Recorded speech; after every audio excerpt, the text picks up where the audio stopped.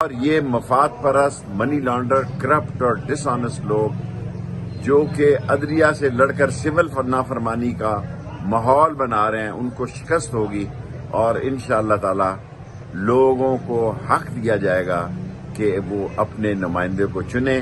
آج عدلیہ کا فیصلہ، عدلیہ کی جیت ہے اور یہ میری بات نوٹ کر لی جائے گی کہ عدلیہ آئین اور قانون کا جھنڈا بلند کرے گی اور عدلیہ جیتے گی اور باقی چور، ڈاکو، آئین، قانون، دشمن اور چابی کے کھلونے سب شکست کھائیں گے۔